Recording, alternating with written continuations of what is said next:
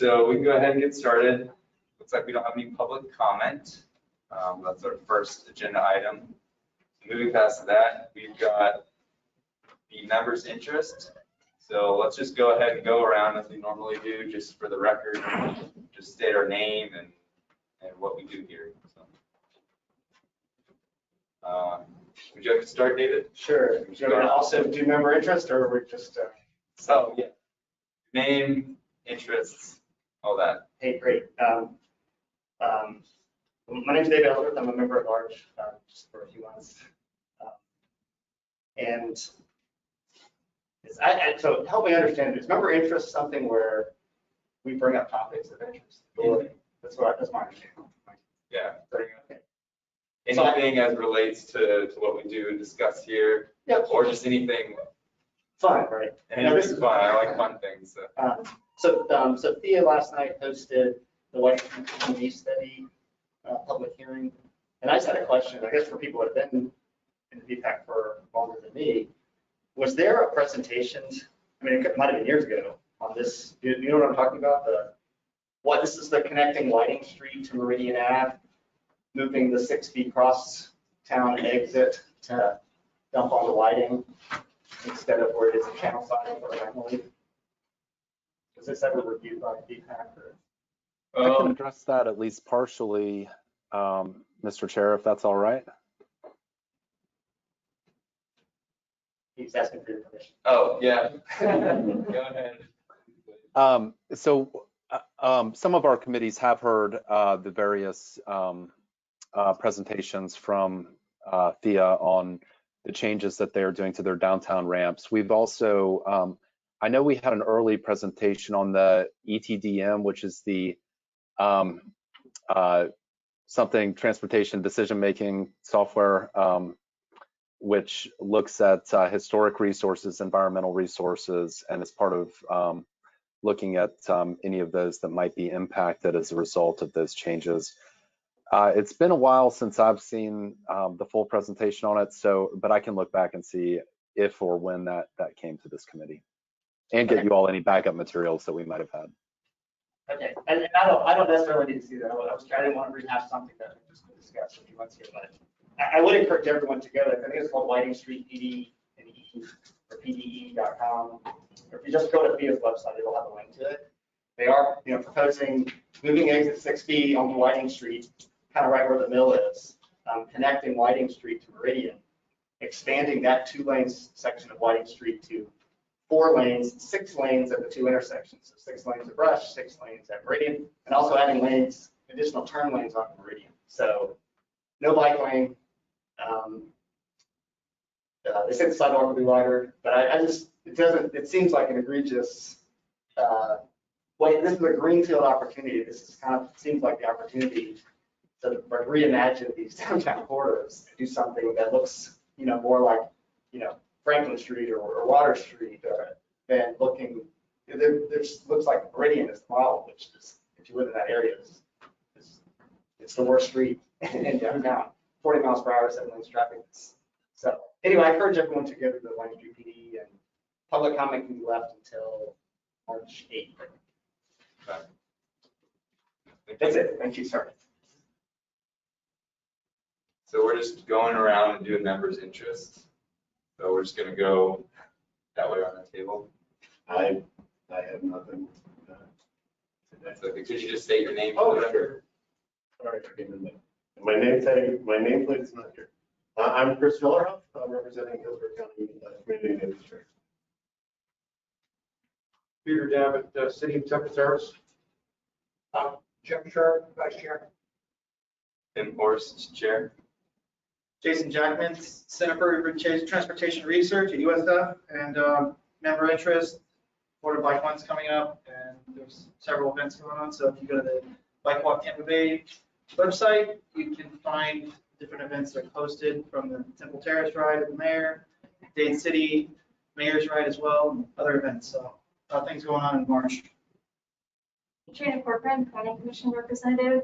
Members' interest, the City of Tampa is going through starting their comprehensive plan update, and their website They just launched an outreach website called livegrowthrive2045.com.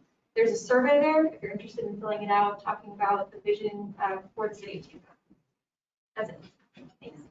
Right, Jonathan Forbes, member at large. For member interest, yeah, I was going to mention the ride with the mayor for Temple Terrace, I think, Peter, March 11th, right? It's a Friday. Yeah, I think it's a Friday. Yeah. March 11th. So, Glenn Watson, I represent the Environmental Protection Commission for Hillsborough County. Nothing else. We do have enough people for a quorum as well, by the way, so we'll go ahead and just continue through the agenda. Yeah. I just want to piggyback. Chair? on- Chair, this is Gail, the recorder. I do want to let everybody know that there is an in-person quorum and some members are participating virtually because of medical reasons and the local declaration of emergency. And if you wouldn't mind, please speak your name, please state your name as before you speak for the record. Thank you. Thank you, Gail. Oh, I was just going to add, David Ellsworth, sorry, our own Jim Sharp is hosting a special edition of History by Tampa on March 5th on what Tampa was like before cars, I think. Yeah. So, yeah, so it's going to be a history bike ride, March 5th. And we're meeting at Kala Coffee Shop at 9:30. We'll roll at 10. Tampa has a really interesting bicycling history. I was going over it with Wade earlier. Furman Automobile, which is a huge conglomeration, was actually started as a bicycle shop. Fred Furman was a noted local bike racer and bike enthusiast, and started the first bike shop in Tampa, then built the first car in Tampa, and then built the first car agency in Tampa. And now, look at him now. Anyway, but we're gonna go to where some of the older bike shops were. We're gonna talk about the racial history, and it ain't fun, but you know, hey, I don't have to worry about critical race theory. We're gonna talk about African Americans and bicycling in Tampa, the first African American bike shop here. We're gonna do all that, and we're gonna come back and have a good time. Very good. Is there a place we could go, or if we get your phone number afterwards? Actually, go to History Bike Tour on Facebook. Okay.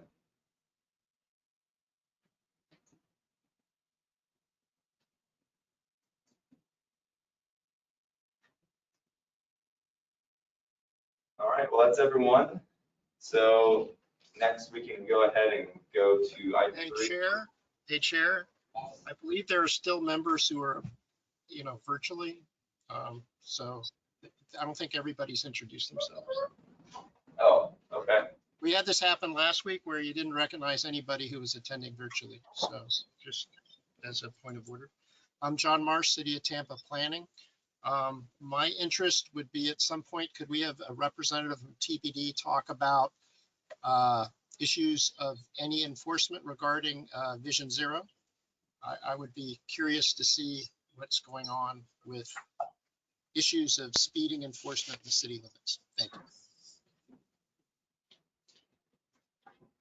I'm Sally Thompson at large.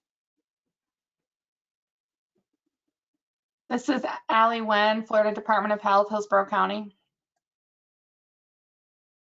Ginger Regalado, Department of Transportation.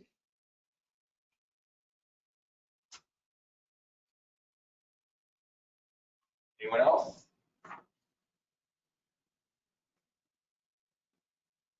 All right, I do apologize about that, John. I'll be sure to do that next time. Thank you. Chair Victoria Klug is also on. She is currently unavailable to a microphone, but she has dialed in virtually. Hey, Miller. Okay, At large. thank you. All right. Hearing none, nobody else, I'm going to proceed on to item number 3, approval of minutes. And Mr. Chair, I should note that there were 2 minor changes that Gail caught. One was a date changing from 2021 to 2022, and another one was an equally minor typo, but those have been corrected, and sorry, proceed as needed. Did you catch the typo on Ms. Regalato's name? No, but we will take a look at that and make sure it is corrected. Okay, in the list of attendees, like to spell a much letter out of her name.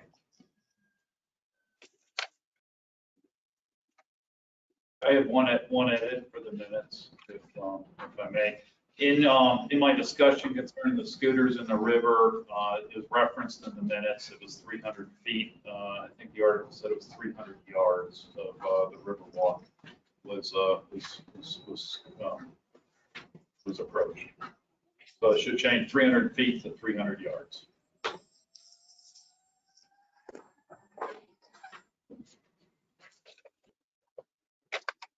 Anybody else? Do we have a motion to approve?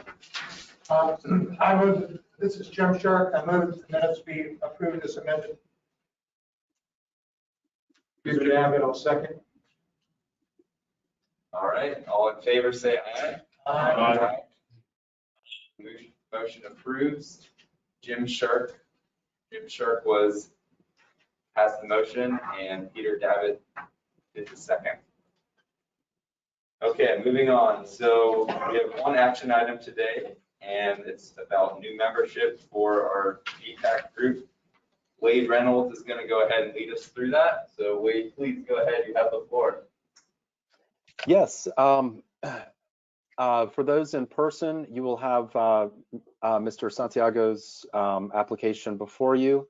I appreciate his patience in waiting for approval until we were all back in person and had some seats open up. But anyway, here he is, Martin Santiago, also known as Disco Mike. If you would like to say a few words about yourself, please do.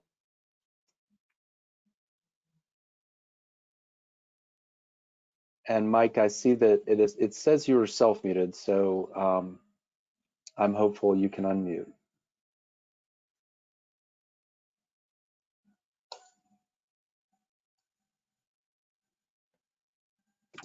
Okay, can everyone hear me?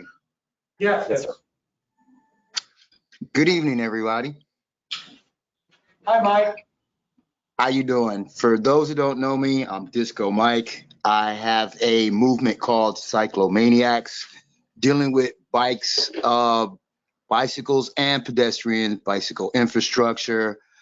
Just recently, I just became an LCI, certified bicycle instructor through the League of American Bicyclists. And in my journeys of doing Uber Eats, I travel around the city and I take videos and pictures of things that I see, mostly crashes.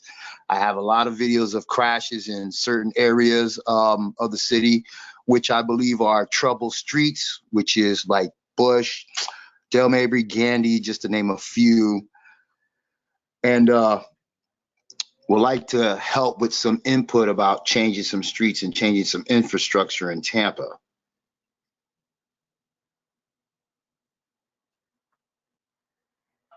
I just want, this is Jim Shark. I just want to note that Mike is one of the most enthusiastic people I know.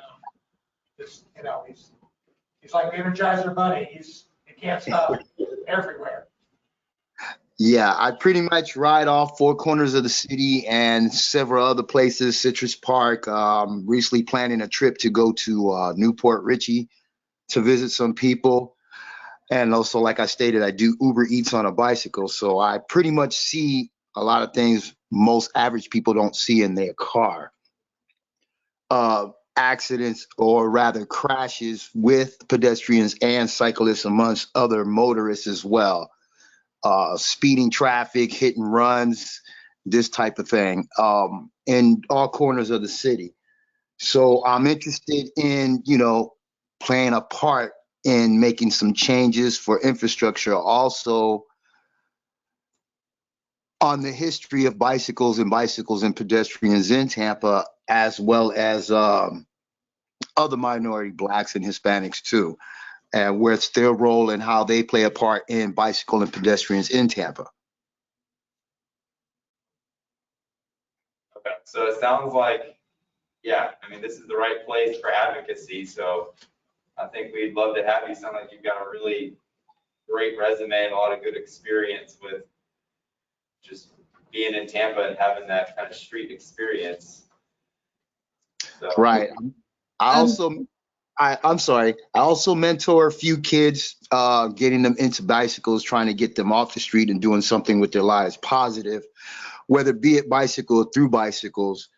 And just recently just did another ride out with, I don't know if you know the local rapper Tom G, and trying to see if we can get him to advocate for more people to ride bikes. This is Ginger with the Department of Transportation. When you say troubled, exactly for the roadways, exactly what do you mean? Can you explain that, please? Because all the roads that you named off are state roads, so I'm particularly curious as to what you meant by that. Okay, we'll take a particular area between Bush and 50th and Bush and McKinney, which seems to be a hot spot for somewhat drag racing and a lot of people speeding. In that particular area alone, I've recorded over 10 accidents just doing Uber Eats in that area. A lot of hits and runs, a lot of crashes.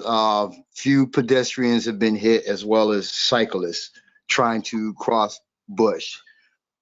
Bush has a real speeding problem here. A lot of cars speed, and then at the middle of the night, the few hookah lounges, some people that hang out in the hookah lounges at night between the hours of 12 and 4 in the morning tend to, in parking lots, do donuts, race up and down the street with their expensive cars. As a matter of fact, there was just 2 accidents last week involving 2 cars. A car flipped and took out a light post and a few electrical wires, and then there was another accident. Both people that were driving were sent to a hospital, and I believe those 2 were hit and runs. Okay, and this was on Bush Boulevard, where exactly? Between 50th Street and McKinley. 50th and McKinley. Okay. Okay. Thank you, sir. Yes, ma'am. You're welcome. Anytime. do you have any further questions for Mr. Santiago? Yes, I do. Mike, I've heard a lot about you. This is Jonathan Forbes. One question I would have for you is, what would you see as the low-hanging fruit in regards to what this committee can approach? Well, from what I'm seeing on my standpoint, we're still on the top 10 list. As actually, I believe we're still number 7 on the top 10 list for pedestrians and cyclists being in crashes, hit or killed. Also, just recently, my riding partner was just hit on MLK right off of the interstate. Pretty bad accident. Let's see, I believe his lawyer right now is Jay Steele that's handling the case.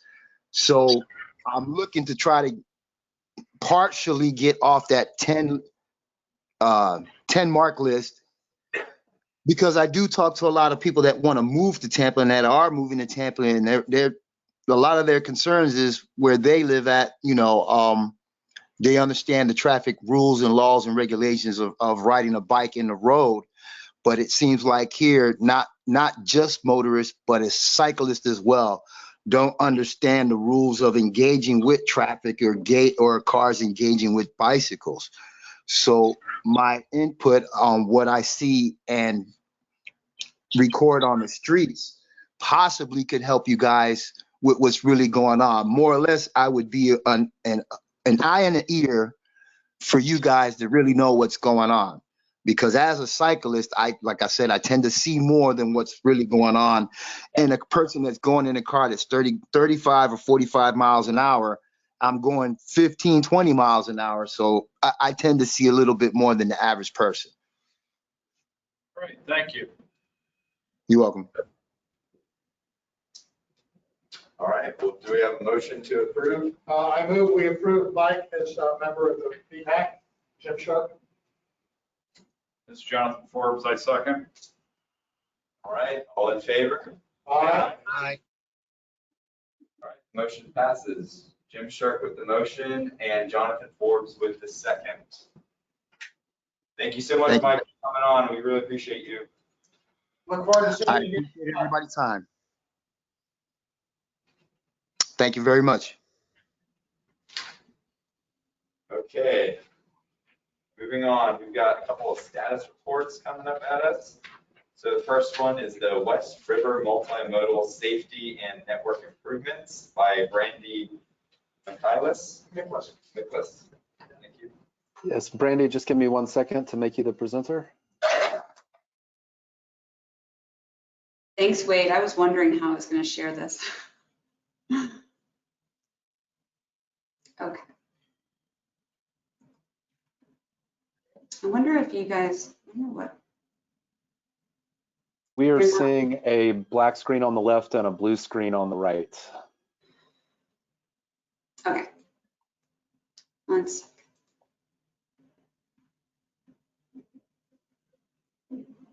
Are you saying like y'all? Are you saying like my, I'm sorry. I have never can- done this before. It's okay. Under the sharing tab, Yeah. if you have multiple screens, you should be able to, there should be a pull down thing that allows you to choose that. Or you may just maximize that on your screen and you're perfect. You guys see, hold on, I don't know how I went. Do you see a presentation now? We do. We see the two slides, both the small slide on the left and a larger slide on the right with notes below it. I'm sorry. Okay, third time's a charm. Okay.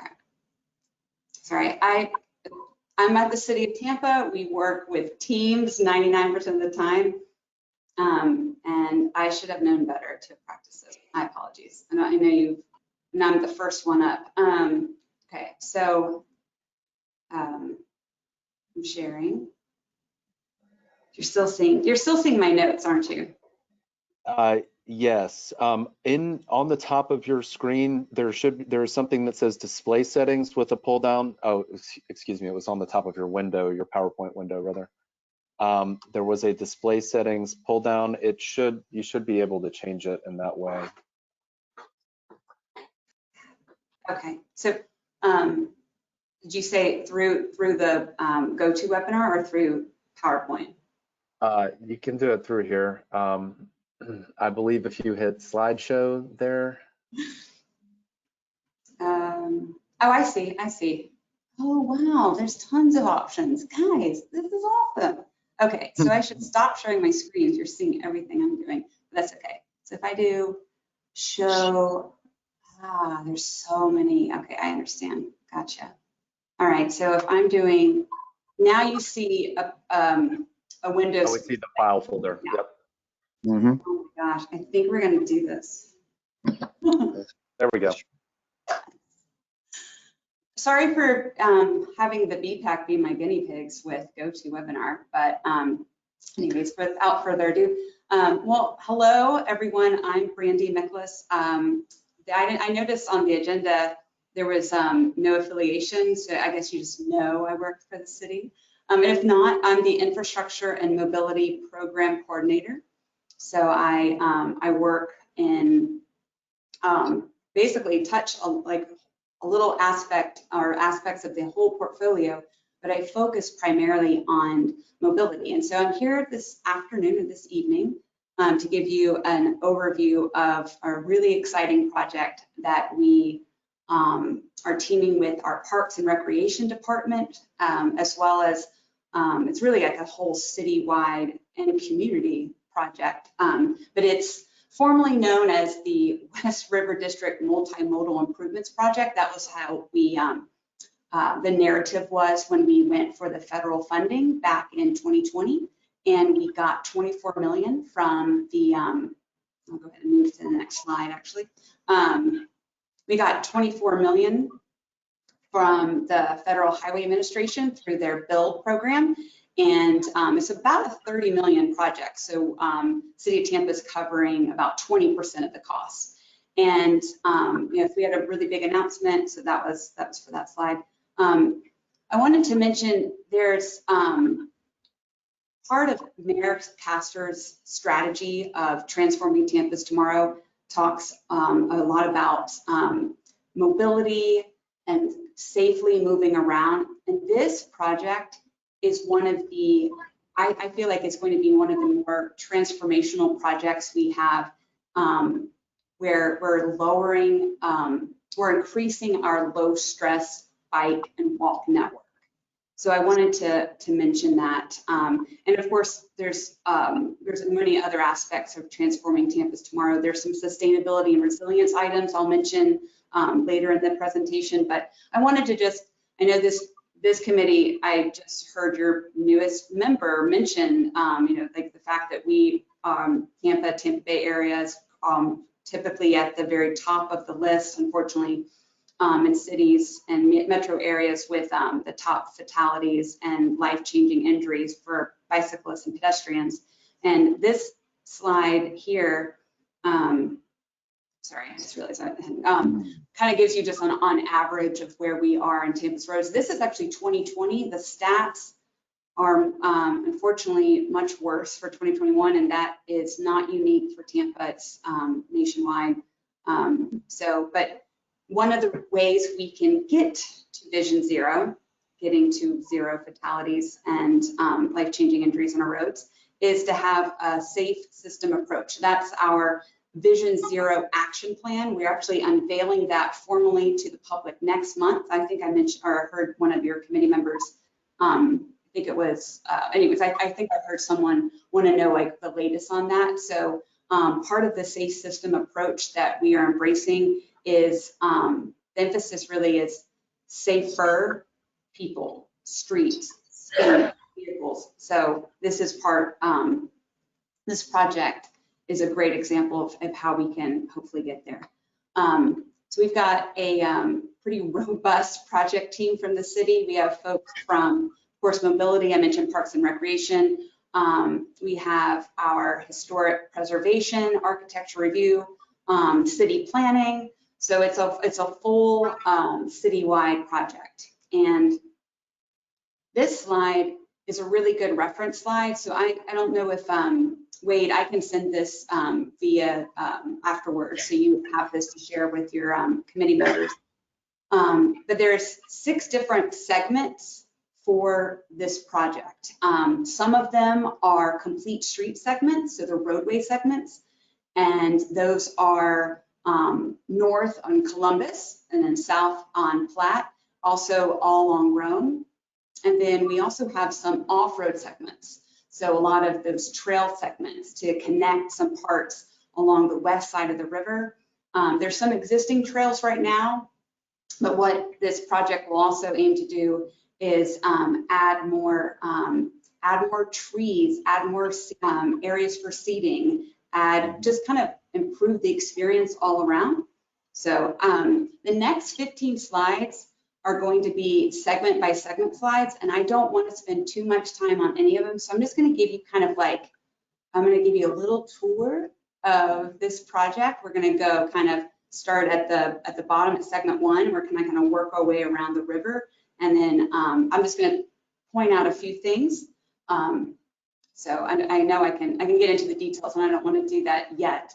But for segment 1, so this is major takeaway for here. I mentioned before this project, some of the innovation opportunities that we've identified as part of a request for proposal package. And I didn't mention that at the beginning, and I should. This project is currently in coordination with the Federal Highway Administration, and you'll see a schedule slide, but this project will be a large design build contract.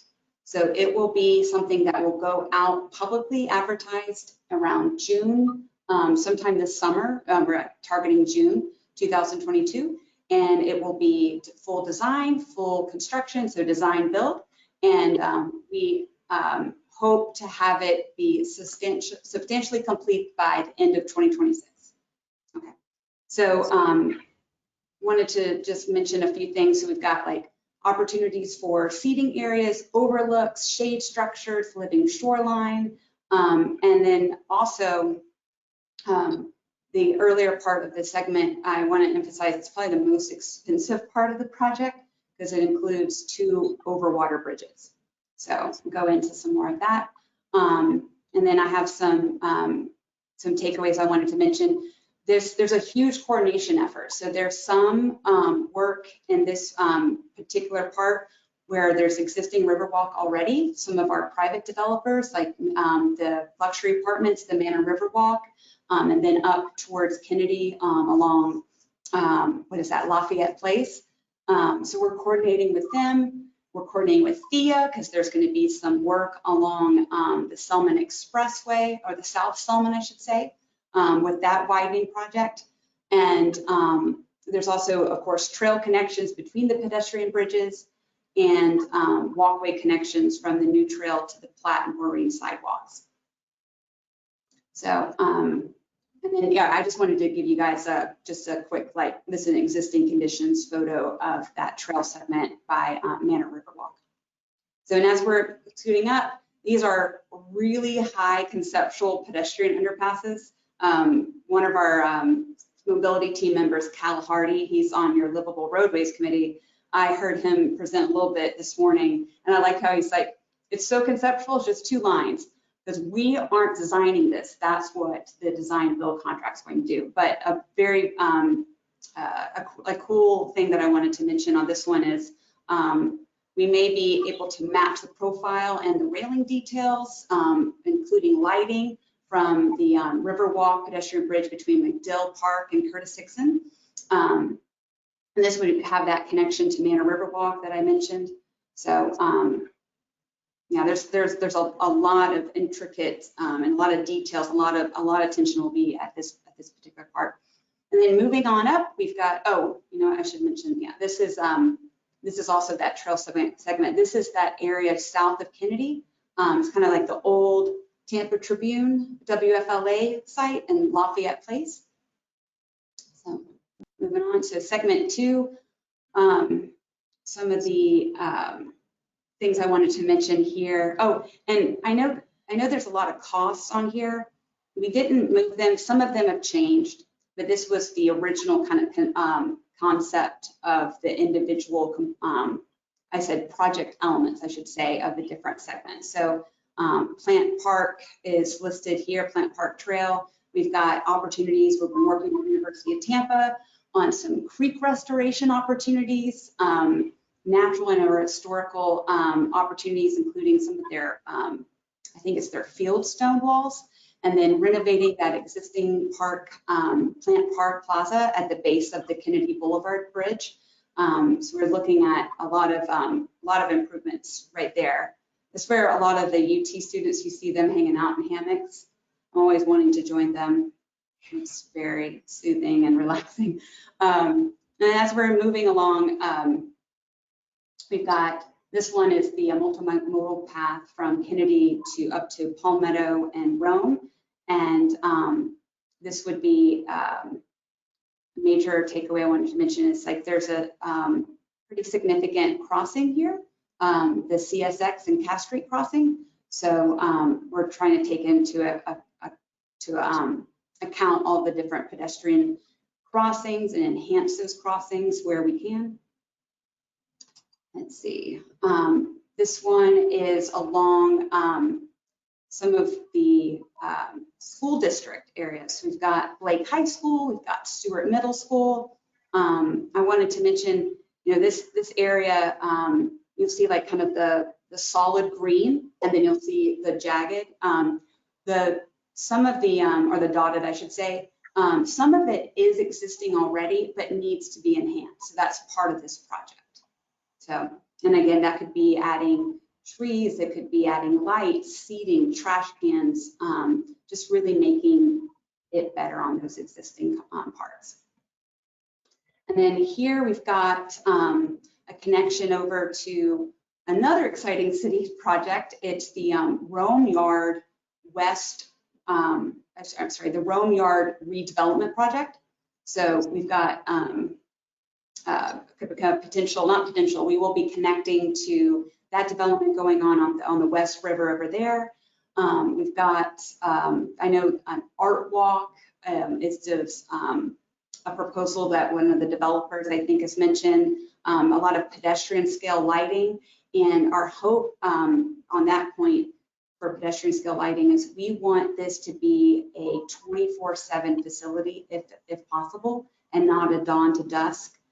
So that's one thing that we would really like to do. I think that would, we all agree that would be a safer environment for that 24/7 kind of access. And then here are a couple of just an image of living shoreline. I mentioned that before. There's some part of the seawall by Blake High School that's really old and it's not in good shape. There's opportunity to have living shoreline there. Living shoreline, I think, at Tony James Park, as well as I think I actually passed over it already, but there's a few opportunities for living shorelines along the project. So in this one is up to, it's over, I'm sorry, it's not up. This is Platt Street. This is the southern part. So this is that complete street part. So we've got just an example of what the different components could be. And imagine the green spine, so along Cass Street, that goes from, basically eventually it will go all the way from West Tampa to VM Ybor. So experiencing that protected bicycle lane and those protected bicycle facilities is a huge component of this project with the complete street segments. All right. And then we've got Rome Avenue, same thing. We want to fill all those sidewalk gaps. That's a minimum criteria. We really want to make sure we just replace any sort of damaged sections of the existing sidewalk as well. So sidewalk gaps, fix the damaged sections, and then install on-road parallel parking where possible within the existing right-of-way. And then, of course, those on-road bicycle facilities having it separated from vehicular travel lanes by either a striped buffer or possibly vertical deflectors. So, and we'll have shared the road markings where it's inefficient to have the full protection, the vertical deflectors. And then while green pavement, similar to the green spine, especially in conflict areas, it just paint attracts attention and it slows people down. So we want to try to do that in more of the conflict areas.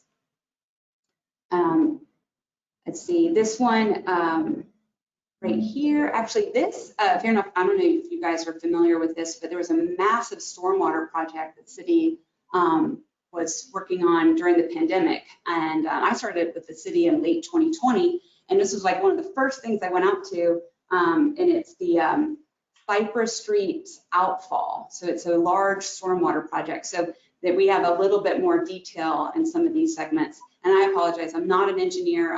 I've got a planning background and communications background, so I'm not going to go too much detail there. And then for segments 5 and 6, we're almost at the end. I'm sorry, I think I'm taking too long to go through these, but we're not going to be making a lot of changes where Columbus Drive is. Right here, we're teaming, I shouldn't say teaming, we're coordinating, collaborating with the county because they're doing their resurfacing project there. And so we're working with the county on that. And you know, there might be a future signal opportunity at Columbus and Rome, but that's not right now part of the project. That might need to be looked at though to see if that warrants a signal. But we'll definitely have enhanced crossing just east of the bridge, just east of where Columbus goes over the water. Then we've got segment 6, Ridgewood Park. So some of the area over here, some small segments have already been built, especially near that butterfly garden in Ridgewood Park. And then the next couple slides, just wanted to mention, I briefly mentioned Rome Yard, the redevelopment, mixed use redevelopment. And this is just a concept that we grabbed from the website just to kind of give, because I won't be able to speak in too many details, but just to give you guys a sense. And you can go to romeyard-tampa.com. They have a nice slick website, so you can check out all the the nitty gritties for this project.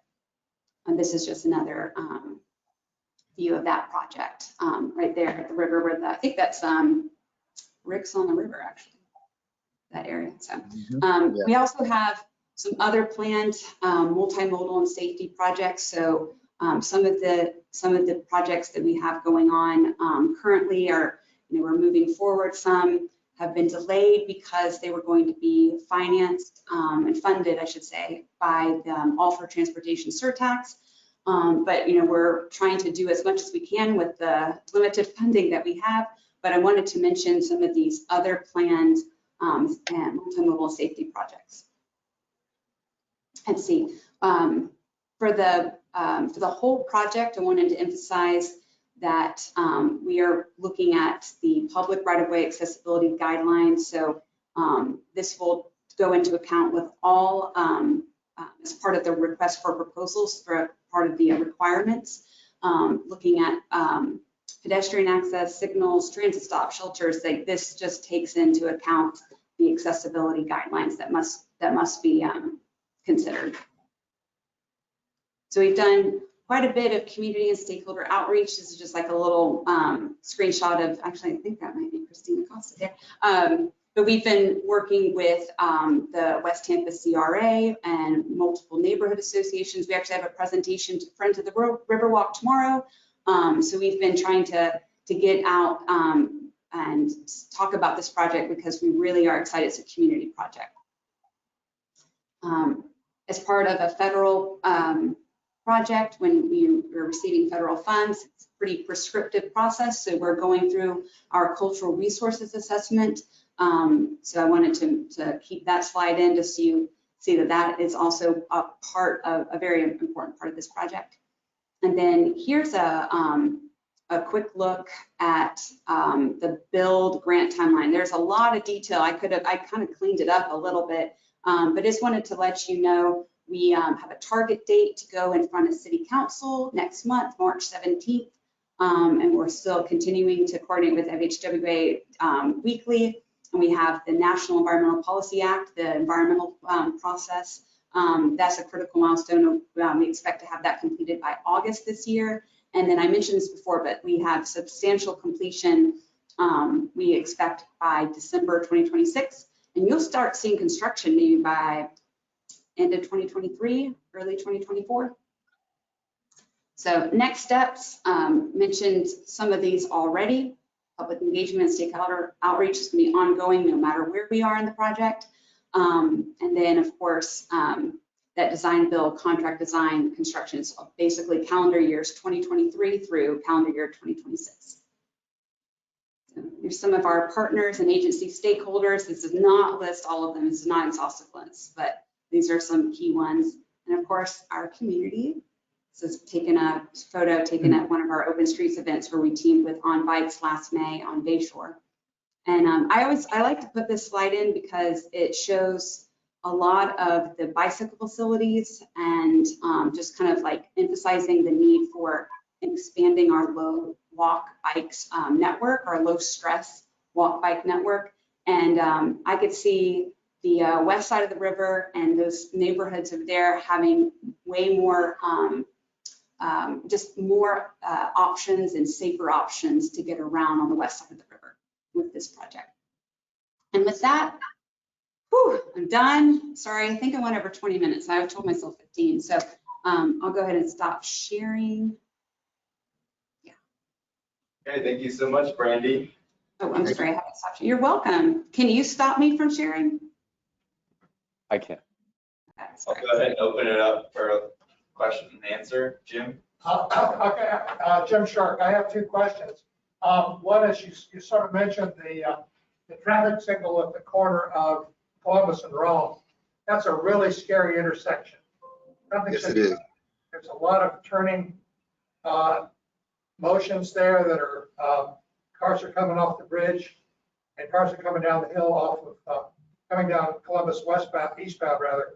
It's pretty scary. There ought to be something there slowing that down and making it easier for bikes and ped crossings. That's question one. Question two is there any intent to do anything on Platt Street once you get past the bridge, the section of Platte underneath the convention center is one of the scariest places to ride a bike in North America because people come charging down Platte Street and get into the dark underneath the building and they can't see diddly. And especially I agree. They can't see they can't see bikes in front of them. They can't see pedestrians, and the sidewalk there absolutely sucks. So can we do something about that? Well, Jim, let me address your first comment, if you don't mind. So our Vision Zero coordinator for the city, Alana Brazier, she and her husband take their 2-year-old to school almost every day, going Columbus through Rome, and so they see it, and she's mentioned it. This is anecdotal, but I wanted you to know that that's something that we are aware of. So I don't have an official update on if there's a signal study that has like the most recent signal study that's been done at that location. But if that's something that you'd like to have an update on, I can get back with the committee on that. And then your second question for Platte, do you mind asking, you said that there's basically the connectivity near the convention center. Is that what you were mentioning? Actually, Jim Shirk again. My concern is with, we've got this really nice separated bike path coming down Platte Street to the river. Then once you get on the bridge and underneath the convention center, it gets a little scary. And I was wondering if there's any plan to deal with the consequence of taking people down there thinking that they've got a really nice shot at downtown. Gotcha.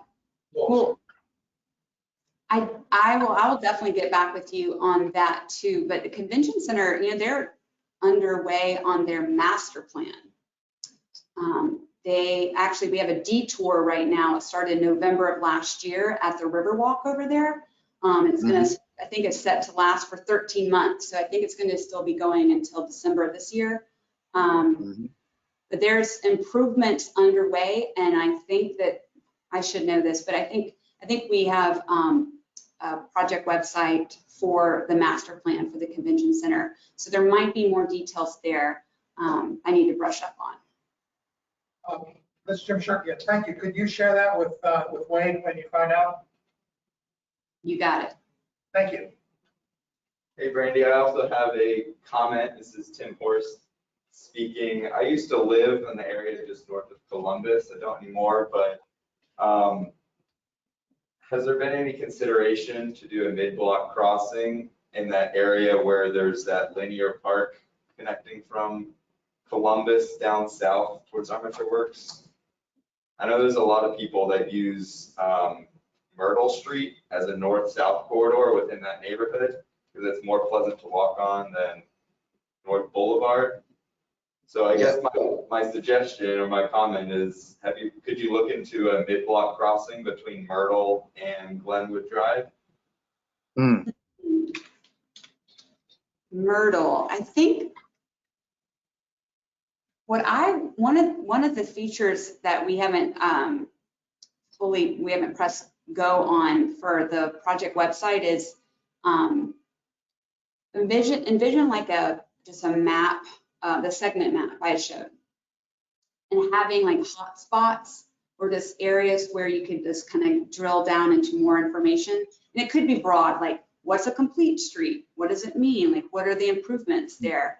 And then mid-block crossing question, Myrtle and what was that other? I'm sorry, Myrtle. Say it one more time. Glenwood Drive. Glenwood Drive. Sorry. Myrtle and Glenwood. We have a lot of enhanced crossings. So some of the RRFBs. You guys probably. I don't even need to say the rapid rectangular flashing beacons done. But we have a lot of those as proposed as part of this project. But again, the project is not fully conceptualized and designed, because that's going to take place starting in early 2023 once we have a contractor on board. So hearing some of these comments now, it's good for us to take into account if it's not already identified. So I'm making a list right now. I've got the 2 that Jim had asked for, and then the Myrtle and Glenwood. So I can give you guys, even if it's just like general update. I want to, not general update, but I want to give you guys proper feedback, because I just don't know the intricacies of this project. I know it pretty well, but I don't have it memorized. And that's why I feel like that hot spot map on the website would be really cool to kind of drill down and get like into like, oh, this is what's proposed. It won't say this is absolutely going to go there. This is what's proposed. Some of it's going to be absolutes too. Okay, thank you. Does anybody else have anything? No. Okay. Anyone online? Maybe, can I ask a question? Go ahead.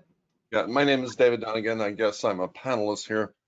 And I love seeing the maps and I love seeing the development infrastructure. But going back to the Vision Zero statements, and you went through it pretty fast, but it looked like your philosophical intents for this. One thing I've run into that had difficulty with is dealing with the police. So having been hit by a car and then trying to report that. And so if you can't report it, then there's no record. And we might be winning the top 10, who knows? If our police are not responding. So I know we have a mayor of Tampa who's well connected to the police. I'm not sure how the rest of the county works. And I really had a problem with the state police. So I would just like to relay that message back, that in terms of these developments and Vision Zero, we do need the infrastructure, but part of the infrastructure is being able to communicate with the people who have these responsibilities. And thank you for your work. You're welcome. I should have said the last component of the safe system approach, but it's really, I mean, they're all important. It's we will make better decisions when we have better data, and our Vision Zero action plan is part of that, is post-crash care and data. So we want to make sure that we understand, if we're making certain changes, are we seeing any benefits? Like, what's the before and after? Not just images, but like real data. And the Vision Zero action plan was a collaborative effort made up from different representatives from the city, including the police department. And so Alana Brazier briefed Chief of Staff, who was also, longtime police department with, his name's Chief John Bennett.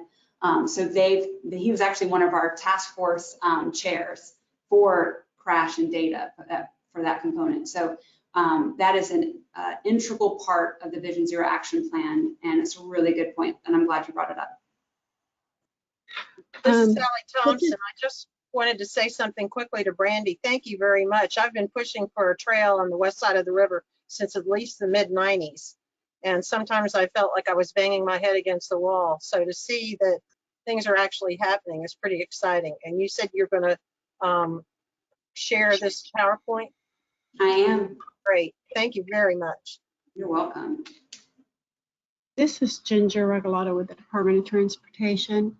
To the gentleman that was just speaking, you said you were struck by a vehicle, you were in a crash, and law enforcement did not respond. Did I hear you correctly? I was struck by a car. Obviously I'm here, so it wasn't as serious as many. I think my point was that when I tried to communicate with the state, I was told to communicate with the state police. When I tried to, I could find nobody who could understand the reporting procedures. And I spoke with a number of people in Tallahassee and they couldn't help me. So that was frustrating. And so nobody wants to be a statistic, but if you are, you want it to be known. I have a question. I 100% concur with you, sir. And as someone that works hand in hand with law enforcement, whether it be FHP, which Troop C is who works in this area and works with Hillsborough County, SO, Sheriff's Office, and TPD, and all of the other law enforcement. I don't think I've heard of them not responding to a pedestrian crash because that is one of their top priorities. So it kind of took me back, so, which is why I wanted to ensure that I heard you correctly. I'm very glad that you're okay. This is Tim Morse. I just had a quick follow-up question. Did you call 911 directly after the incident? You're asking me what happened? Yeah, I'm just trying to understand what happened. Did you call 911 right after the crash? At the site of the crash, there were witnesses. There was an ex-policeman there. So they witnessed it, and then I went to the emergency room. Okay, I think that might have been part of the reason why, if an officer wasn't immediately called, because that's typical, as I understand it, the crash procedure.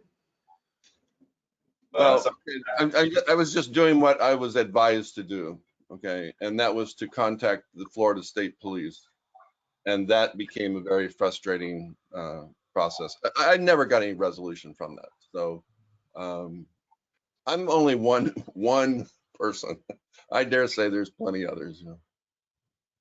Well, thankfully you're okay. And should you have need of law enforcement in the future that involves state law enforcement, that would be the Florida Highway Patrol Troop C, and their office is located on Malcolm McKinley Drive, right next to the Department of Transportation. Talk to them. Don't. They sent me to Tallahassee. So.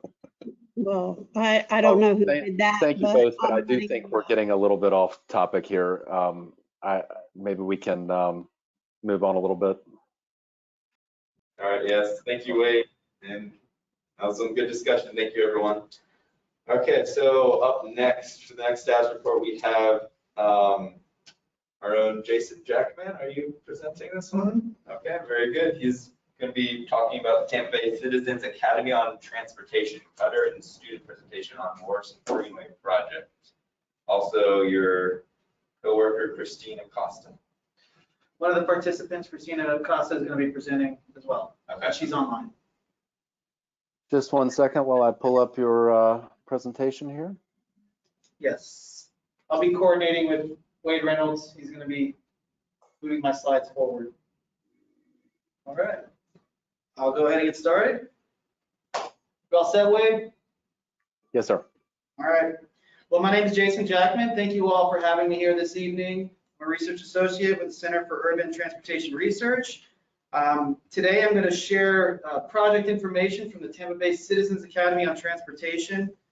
It was a very exciting program. And I'm going to get into some details, but it's just an overview of what we went through this past year. Next slide, please.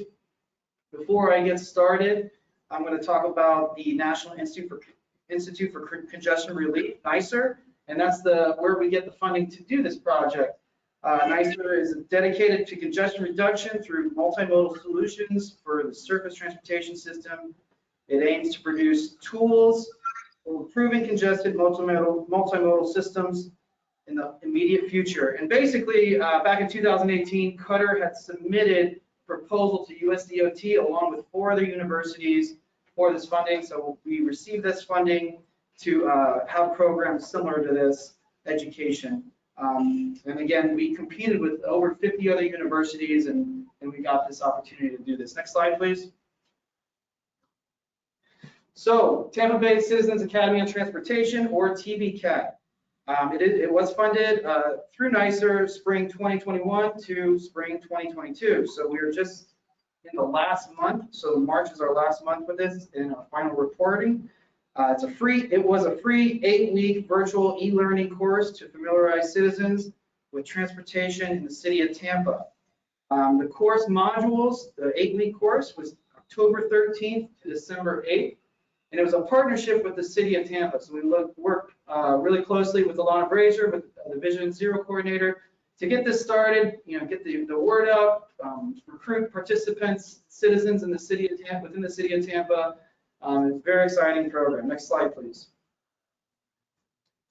The project management team consisted of myself, Tia Boyd, and Christine Williams, and we had a blast doing this and meeting new people, the citizens, along with the students involved, which I'll discuss in a minute, and also some of the guest speakers that we had were just amazing. But it was a webinar style presentation. It was live, so in a way, it felt like a podcast. We just had these open discussions after presentations, and it was very valuable to have that style because citizens were able to voice their opinions and their needs in the transportation system and network, and they had the opportunity to learn about it too. I have some details on the evaluation from the project. Next slide, please.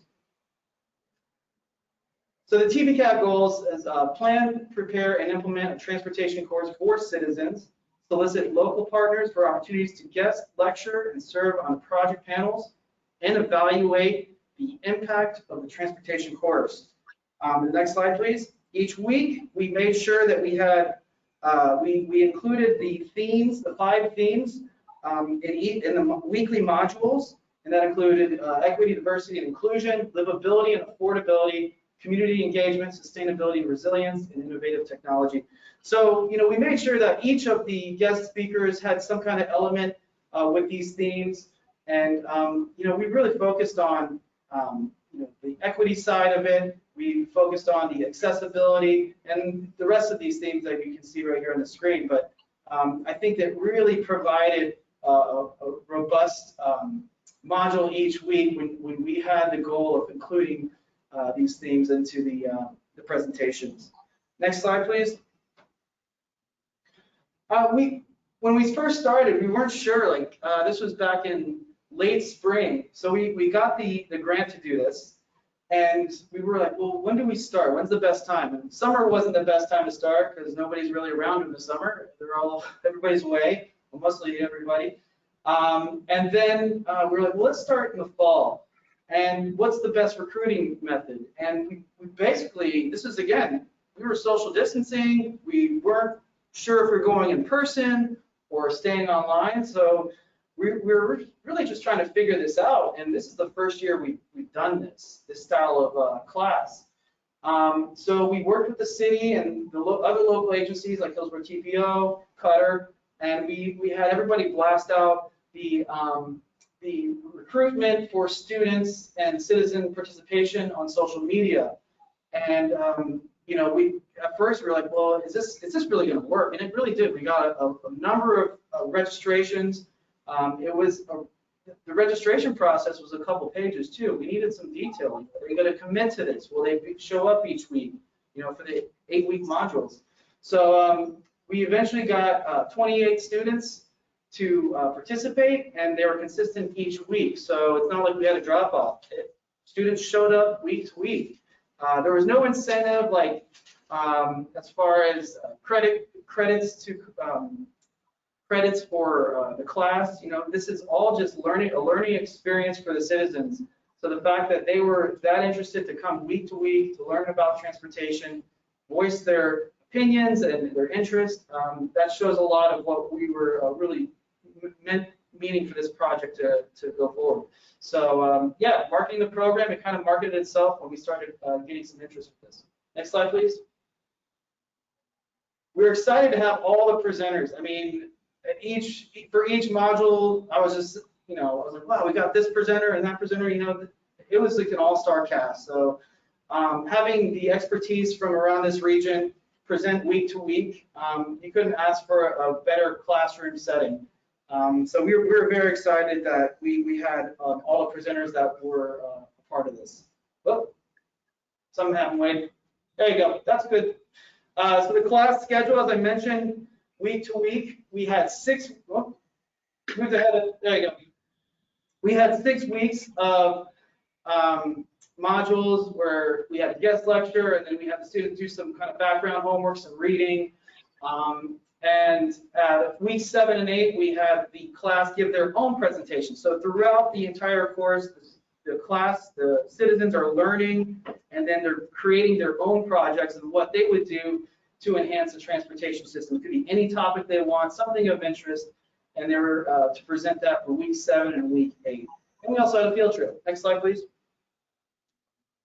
So midway through, we weren't sure if we were going to have a lab or walkabout downtown or field trip. And as it got closer, we're like, okay, everybody's kind of going out in person now, and we can do this. So the city planning director, Stephen Benson, Alana Brazier, the Vision Zero coordinator, led us on a walkabout around downtown Tampa, and it was so fun. We had almost half the class join us. But they took us around and showed us the new development, so the improvements to the roadway, the transportation network downtown, the gridded streets. It was pretty awesome. And, you know, I think, you know, I can speak for myself. I was kind of shocked to see the changes to downtown because, again, haven't been there in a while. It's been about 2 years with social distancing. So I think the class was very excited, and we got to meet them, too, in person. So you don't think about that until you go out there in person and go, oh, hey, you're different than looking on the screen. You know, it's in person. You get to talk to them. So there's this little value to having the lab in person as opposed to just meeting online all the time. Next slide, please.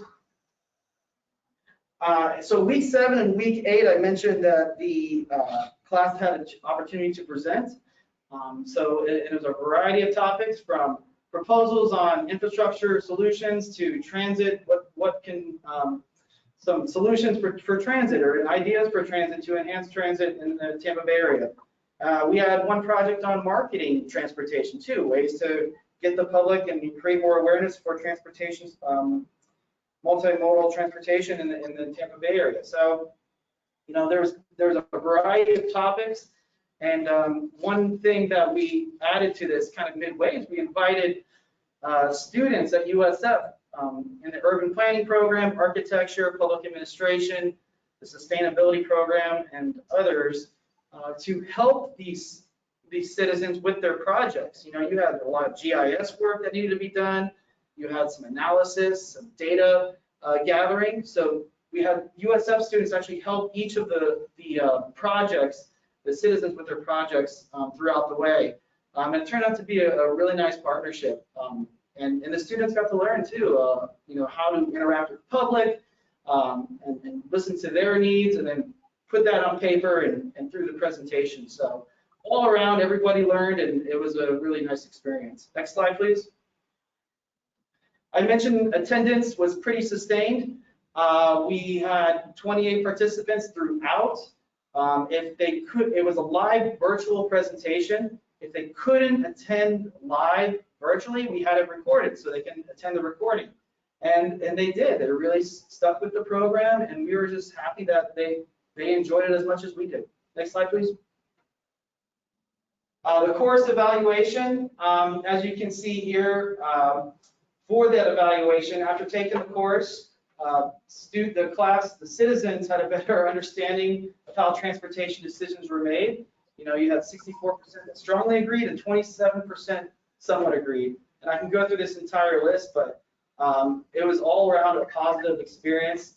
If you look at the second line, this course gave me the confidence to advocate for my community's transportation needs, and that was 100% that with strongly agreed and somewhat agreed. So all around, it's been a positive evaluation for the participants of the class. Next slide, please.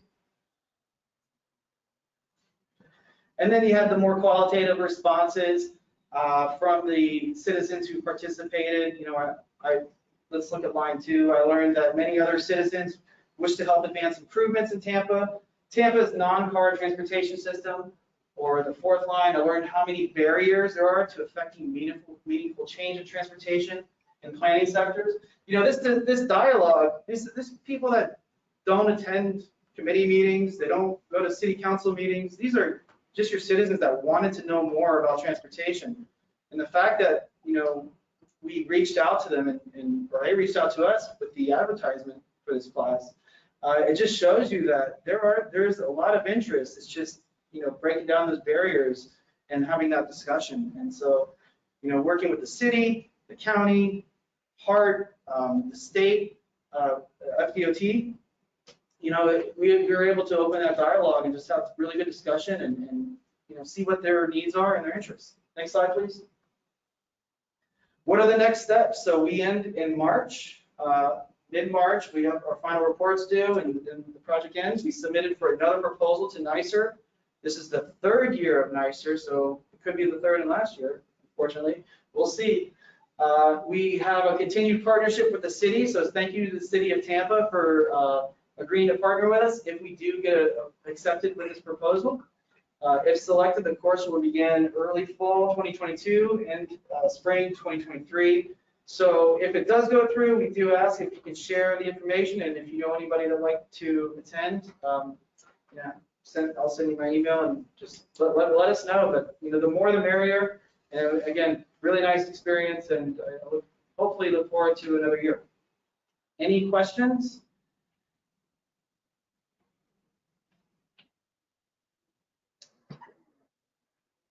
Anyone online, questions, comments? Jason, yeah, thank you. Sorry, this is David Ellsworth. Sorry if you answered this. What was the age range of the students? The range of ages? Ages. Approximately, I'm just kind of, is it like skewed young? Is it spread across? It was spread across, really.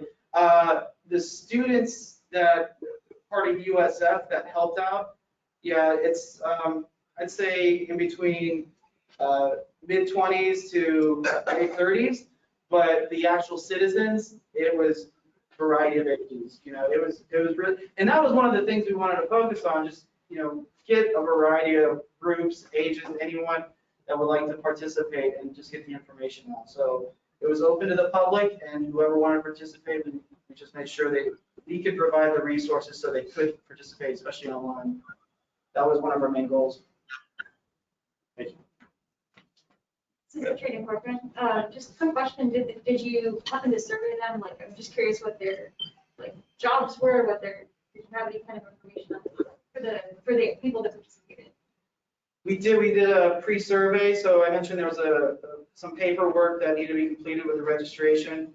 I would have to go back to see what their employer or employment was at the time. But we were able to capture a lot of that demographic information prior to the course. And again, it was open to anyone, and we use those demographic questions for you know, just the inclusivity of the project and the access to the project. Thank you. All right, thank you, Jason. Thank you. That's almost some valuable work. Okay, moving on, we can go ahead and turn it over to Wade Reynolds, our very own Wade Reynolds, for the 2022 non-motorized vehicle count. Oh, we have Actually, we have the second part of this. So let me just switch the presenter to Christine. 1 second.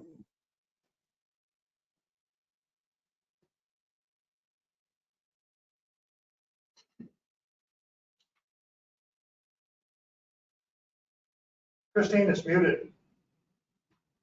Yes, 1 second, Christine. Let me just check on that real quick.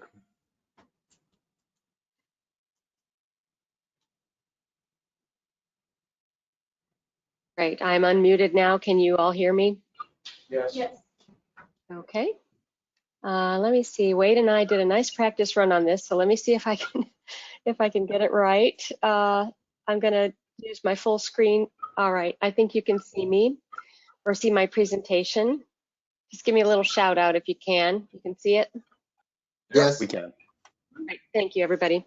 I want to just take a second to say that I am just so delighted to be here tonight. I am, as Jason mentioned, one of the TBCAT students, student citizens that attended his curriculum, the TBCAT class, and they just did a great job. But it's just really, I'm having a great time just seeing everybody's faces and the names in this BPAT group, because some of my favorite people in the whole world are in this BPAC group, and that includes Disco Mike.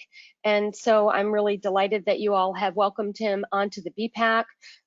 He's just been a real asset and partner with me on a couple different projects, bike-related things. And so I just wanted to say welcome to Mike. As Jason said, the students were invited to create a presentation or select a project that we felt could be consistent with what the NYSER funding suggested, which was a project that could be an immediate multimodal subject. So I chose a greenway, and let me see if I can get that. Super. So Neighborhood Greenway is a residential street that is optimized for bicycle and pedestrian safety and active transportation for all ages and all people of all abilities. Ideally, neighborhood greenways run parallel to our very large boulevards and streets because, for instance, in this example, we have parallel to Kennedy Boulevard. So I don't think anyone here wants to bike on Kennedy Boulevard, but we wouldn't mind doing a just over half a mile detour so that we can have a safe and beautiful alternative. So neighborhood greenways form the connected grid that we all are looking forward to. And so I selected one that I'm very familiar with. It's called Morrison Avenue. And so you can see the image there of where it is located. Now, these are some of the assets and characteristics of Morrison Avenue as it is today. It's already a slow 25-mile-an-hour posted speed. In this part of Tampa, it's very important that any candidate for neighborhood greenway can pass under the Selman Expressway. And in this case, Morrison does do that.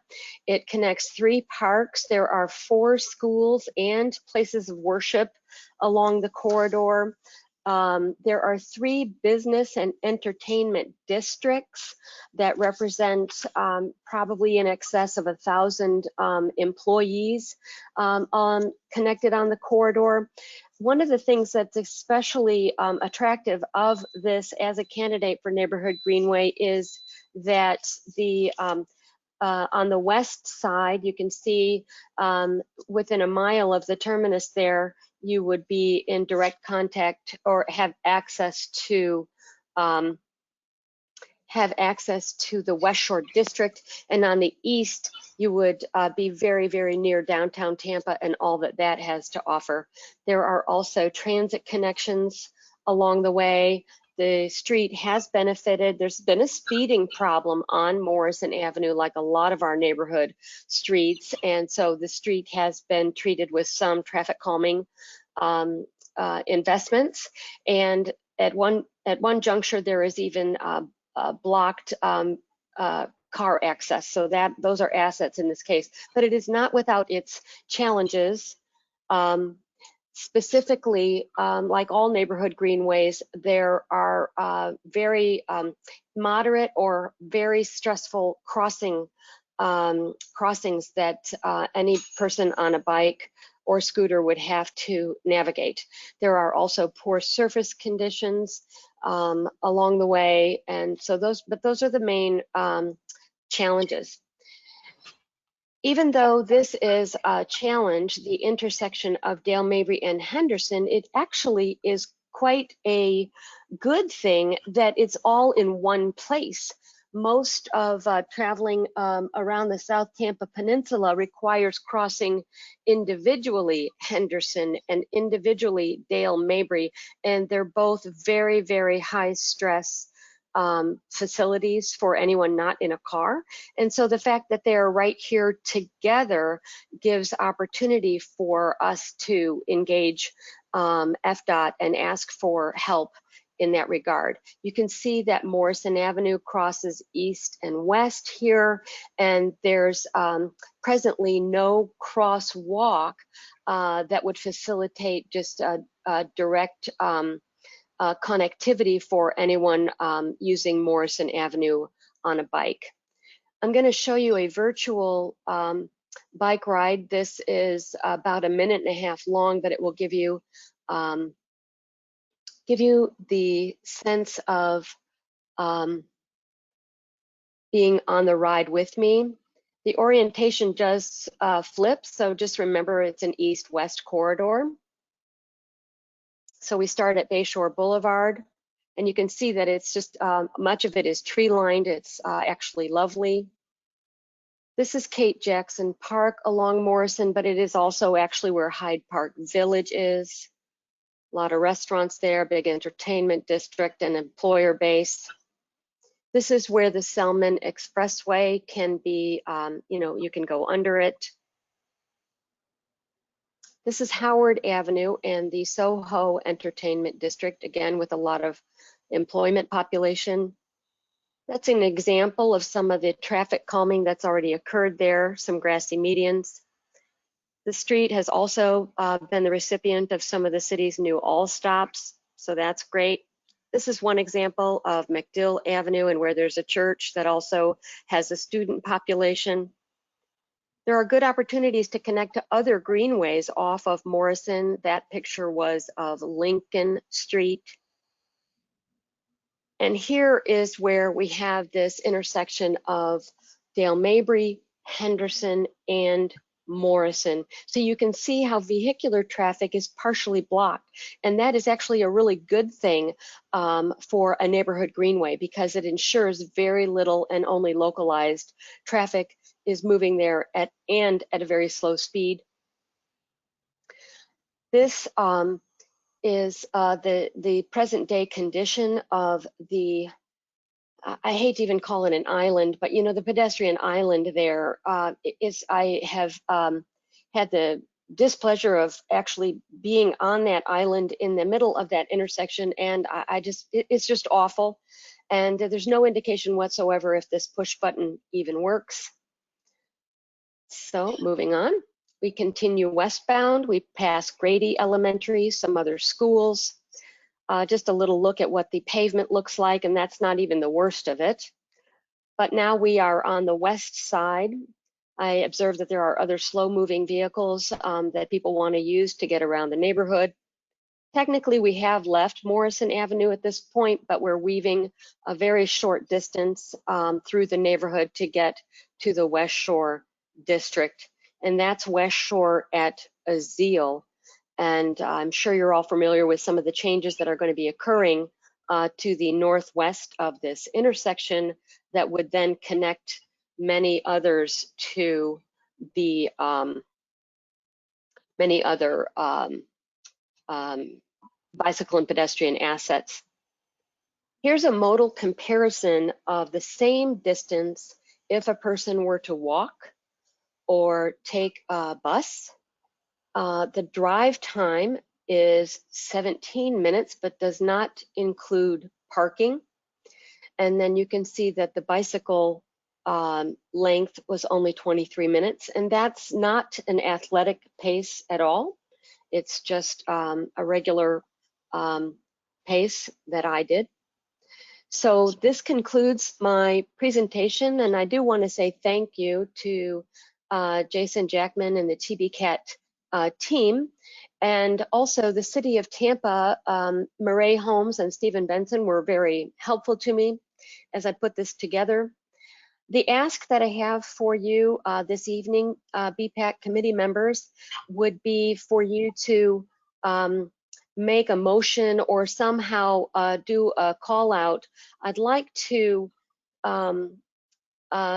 request or have BPAC help with the request that lead pedestrian intervals on an automatic recall for pedestrian crossings be installed at each of those intersections that I labeled. We already have a lot of usage on this corridor, even though it is not officially formally developed into a neighborhood greenway.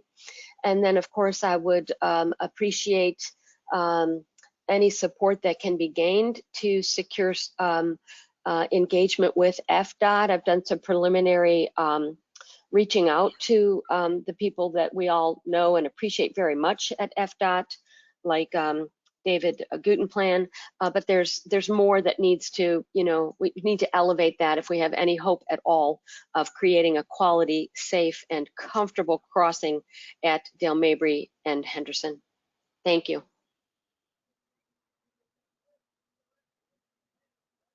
Thank you, Christine. Do you have any questions or comments for her? This is Jim Sharp. That was a great job, Christine. Thank you. Thanks, Jim. Thank you. Yeah, this is Tim Morris. I'm curious about what the steps would be to get this to FDOT, because they're doing a bike boulevard conversion on Ola Street in Central as a part of the Heights Mobility Plan. So it's like, how do you create a parallel project to kind of do something like this? Ginger, do you think you could answer that question?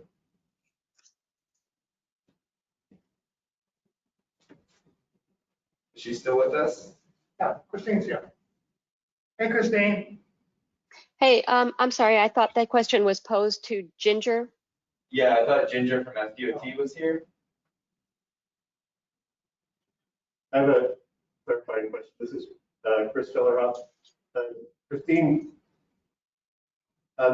Morrison itself is the city of Tampa Street. Is that correct? Yes, it is. Yes.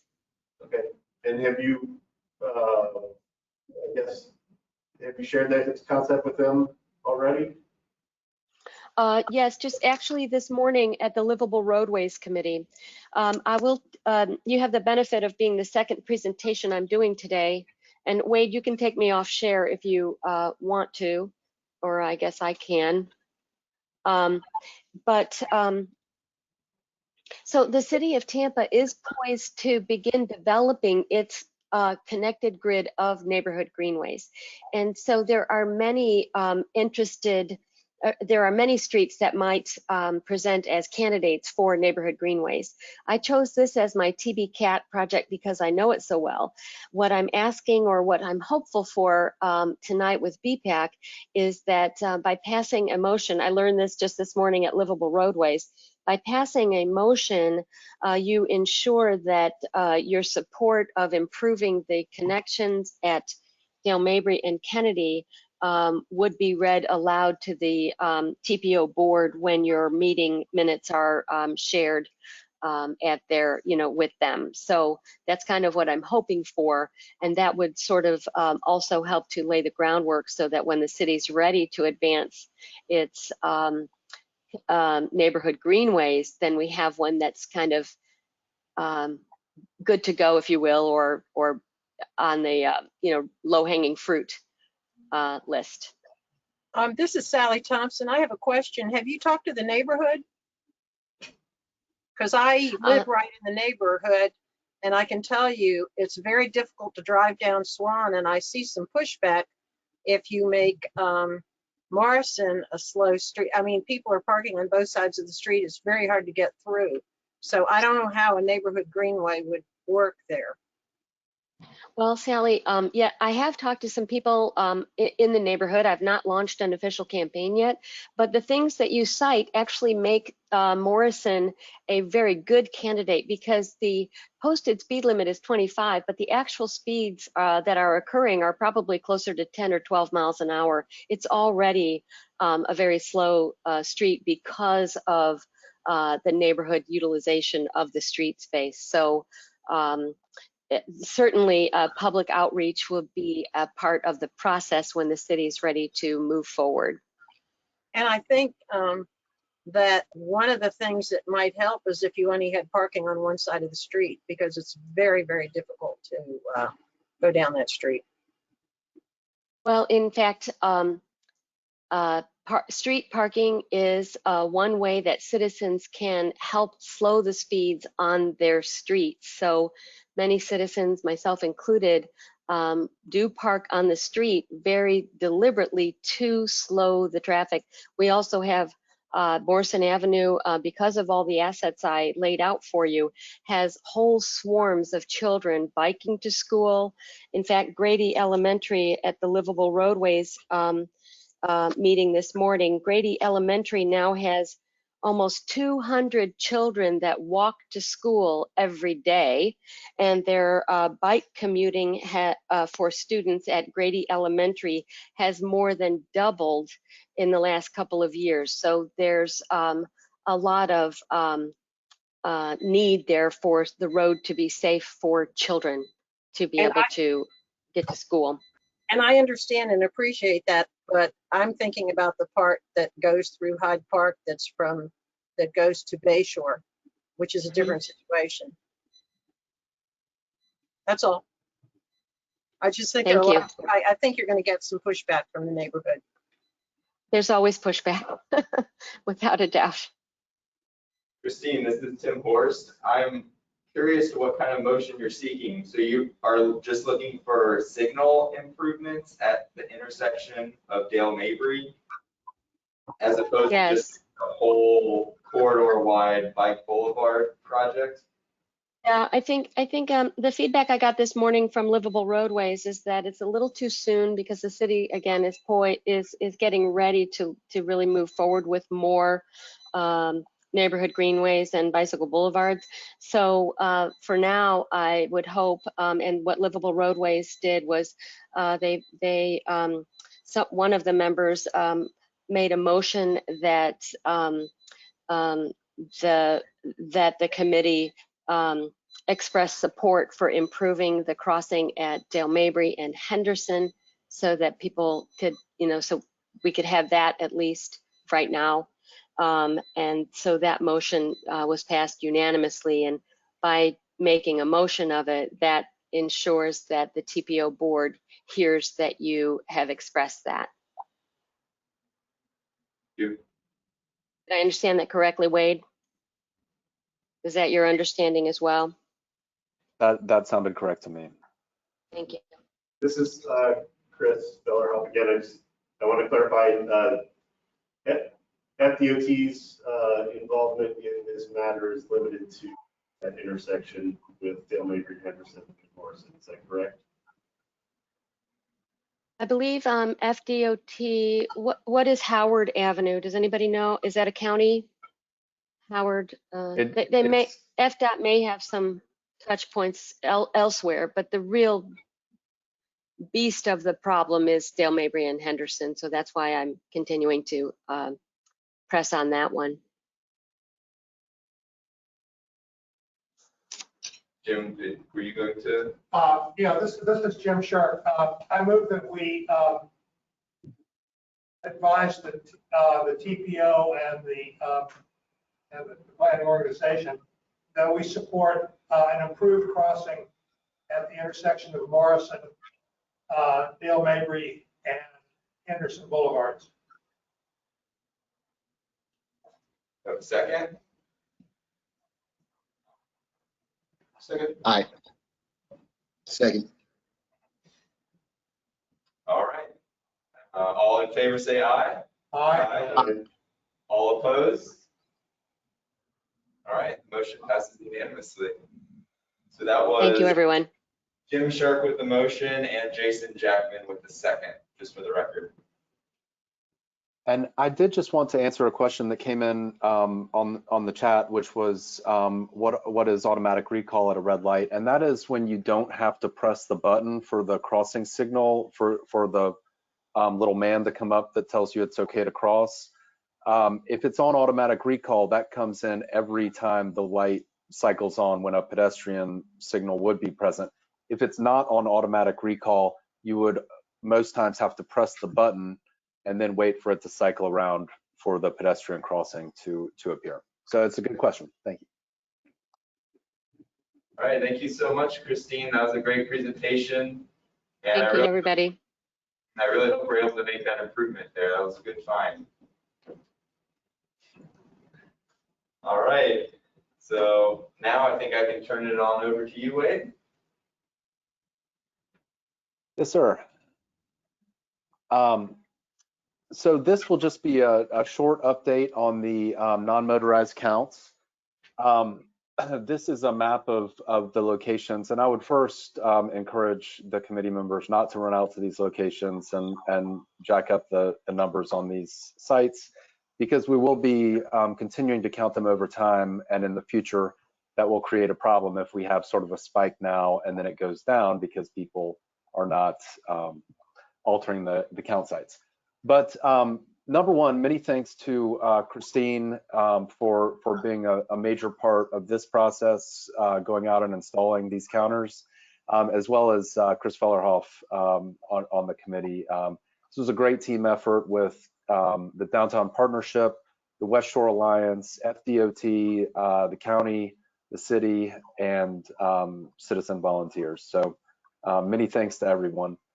We narrowed it down to 10 sites for this round. This is using FDOT equipment, a mix of cameras, which can capture the full series of movements with bicycles, pedestrians, and vehicles, tubes taped down to the pathway, which can capture bike counts.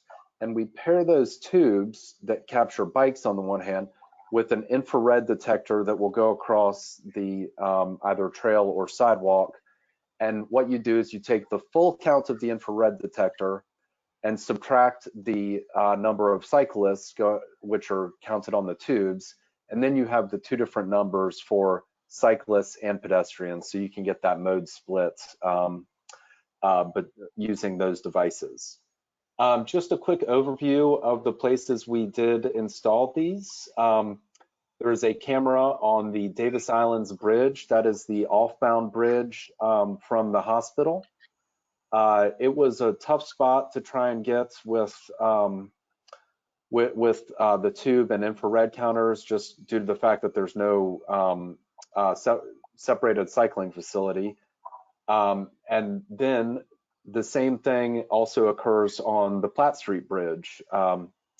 So we were able to install on the southernmost corner of that bridge on the western side of the river, a camera and they're up on a big telescoping pole and looks down over the bridge and is able to capture the movements of pedestrians and cyclists across the entire width of the bridge. The third camera was at Franklin Street and, well, now I'm forgetting the name of the cross street, but it'll come to me in a moment. It is right by the Tampa Theater, so one south of Polk. It's Zach Street. Thank you very much, Wait. Christine. Zach Street. And that is because the Downtown Partnership is looking at the possibility of changing that signalized intersection there at Franklin and Zach to a four-way stop, which would allow for pedestrians to not have to wait for that signal. There's very little vehicular traffic, but a lot of through traffic for both cyclists and pedestrians. So this data should give us some idea of whether that's a feasible possibility. We did two sites on the Green Spine cycle track, one near Rome and Cass, and the other one near where the new section is that is on Nuccio Parkway. That works on both segments as getting a good baseline set of numbers, because in both areas, those are recently installed facilities. So, you know, we'll be going back in the future and hopefully we'll see an increase in traffic on those as more connections are made to those sites. We have a permanent counter on the Jackson Street cycle track, of course, and then we also have a counter installed on the Riverwalk as well. Looking to the west here, we also have a counter at, or we have a location at, had a location at Gray Street. So Gray Street is another one that is being considered for a neighborhood greenway, similar to what Christine described with Morrison. And then the two termini of the Courtney Campbell Causeway Trail, that splits into one trail that goes north towards Skyway Park in at Town and Country, basically George Road and Memorial Highway. And so we're capturing the traffic on the trail there. And then the other end comes down what they call the U path south from the Courtney Campbell Causeway and terminates at Cypress Point Park. Both of those provide good funneling where we can get those counters in good. And they have been installed and counting for the last week or so. We have a few more days. Finally, we have one that is a repeat station on the Upper Tampa Bay Trail near Citrus Park Mall. So this has been a really great opportunity for us to all work together and get a number of sites. We're hoping to expand this in the future, and I know that we're hoping to see how the MPO or the TPO rather, or other entities might take on some of these responsibilities as the state is trying to expand this program but get out of the doing it themselves business. So anyway, I just wanted to pass this status report along, and I'm happy to answer any questions you all may have. Thank you, Wade. Yeah, go ahead and open up to questions and comments. Also to those online, feel free.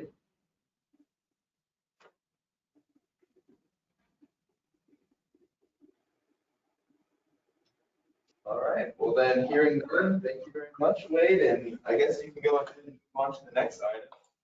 Hillsborough County Multimodal Level of Service Update. Thank you, Mr. Chair. This is another project that we've been working on in coordination with Hillsborough County. We are, you all may remember several years ago, or 3 years ago rather, we did an update trying to look at some ways we might go to some different ways of evaluating bicycle and pedestrian level of service. When we did it then, we looked at level of traffic stress.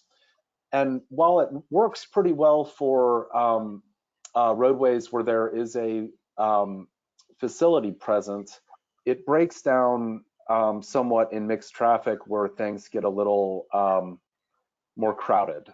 And if you look at the areas of unincorporated county, you'll see that most of that shows up as red, as level of traffic stress 4.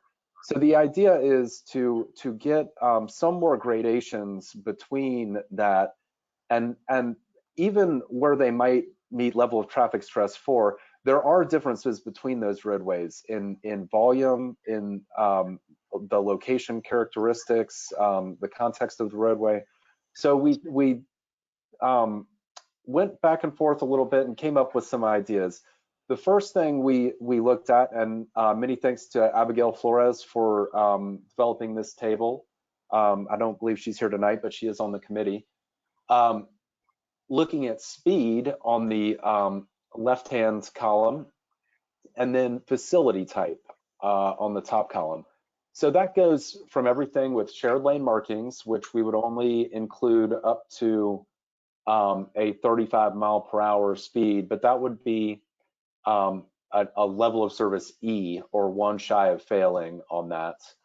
A bike accessible shoulder or bike lane, this is moving to the right, and you can see as that speed increases, so does the level of service, which the higher the level of service, the higher the worse the facility would be for a cyclist or a pedestrian.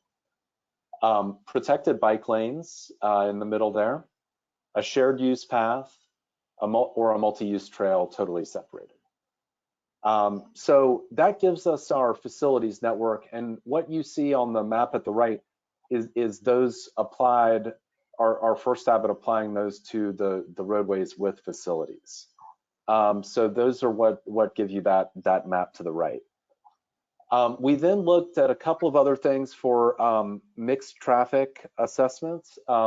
This is the FDOT multimodal levels of service, which we adapted their process to this, which I will be coming to in a moment. So what we looked at is both for in urban and rural areas, a mixed traffic assessment a 4-foot bike lane and a 7-foot bike lane. But really, we're only using this for the mixed traffic assessment, even though FDOT does provide numbers for when you have a bike lane on the facility. So these are the thresholds, the volume thresholds in the red box here for the urban roadways. At the top, you see 30 miles an hour. So anything exceeding that bottom number would be an F. And we do have some roadways that exceed it. We do some shifts with these numbers as they increase from 4 to 4-lane and 6-lane roadways. But you can see there is a volume threshold for level of service A through E, and above the E threshold, ultimately it's an F. So we have applied these numbers to a map, and we still have a couple of more to do in the rural areas calculation-wise on this, but this does largely have almost all of the roadways in an A through F, or it's shown as 1 through 6. But 1 is the light green, 2 is the yellow, and then 3 is a light orange, 4 is a dark orange. You see quite a bit of that on the map, and we will adjust these colors to make them stand out a little more or have more of a gradient. But then 5 is that darker brown color, and 6 is the purple, where that really stands out. And I'll go ahead and just point out a couple of things here. We've heard mention of a couple of roadways Disco Mike mentioned earlier. You can see that Gandy Boulevard is a 6, Dale Mabry Highway is a 6, Kennedy Boulevard is a 6, Bush Boulevard is a 6, at least in the segments on either side of 275. North Florida Avenue is a 6, West Fletcher Avenue is a 6. So West Bears is also a 6. So you can think of those, and I think it bears true. Those are high volume, wide roadways that are dangerous, kind of for any user group at those at the speeds and volumes they are. So I think this is really done a good job of separating those extremely dangerous roadways from just dangerous or really dangerous. So that is where we are now on the bike. Moving into the pedestrian level of traffic stress, we tried to do the same thing, and excuse me, this is the previous pedestrian level of traffic stress. So you can see again, it had a large sea of red in most of the county and the city. And that is because in our way of looking at it previously, if there was not a sidewalk on both sides, it was a level of traffic stress 4. Certainly, I think most of us will agree that acknowledging that there is a sidewalk on one side of the street is better than no sidewalk, and we should make a distinction between having a sidewalk on one side and not having a sidewalk on either side. So that's what we've done here. This is a much more simplified process. We basically just took, we added 2 categories. One for a sidewalk on one side, which becomes level of traffic stress 5. And if there's no sidewalk, it's level of traffic stress 6. And I think that gives us a pretty good variation. If you'll remember, it was mostly red before. You see a lot more orange in this. And I think it gives you a better idea of what the real walkability of those facilities are. So I believe, excuse me, that is my last slide. So there is no action required on this, but we wanted to answer any questions or get any feedback you may have on this.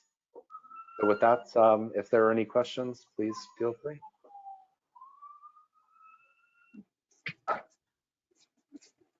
Wayne, this is Dick Shark. One question. Is there any way to address the the fact that a lot of the city sidewalks are pretty spotty, and you'll have a 100 feet of sidewalk and 100 feet with no sidewalk. There is a way to address that. So that would show up in this, if there is a piece of sidewalk missing in a 1 block segment, it will not show up as a complete sidewalk on this map. And if it were only on one side and incomplete, it would show up as no sidewalk. The way we have it in our database is we have, we show it as sidewalk 25%, sidewalk 55%, sidewalk 75%, and sidewalk 100%. So this would probably show up as sidewalks, what you described would probably show up as 75% and would not count as a complete sidewalk on one side. Thank you. Thank you. Wade, this is Tim Forrest. This level of service has come a long ways from when I first worked on it, when I was an intern many years ago. So it's good to see. It's definitely come a long ways. I'm happy to see it. We're still using a lot of the data that you compiled. So thanks again. Yeah, I was laughing to myself because I could have answered Jim's question right there as well. Okay, any other questions or comments? All right, we can go ahead and move on then. Thank you very much, Wade. Next item on our agenda is old business and new business, storm evacuation and study survey.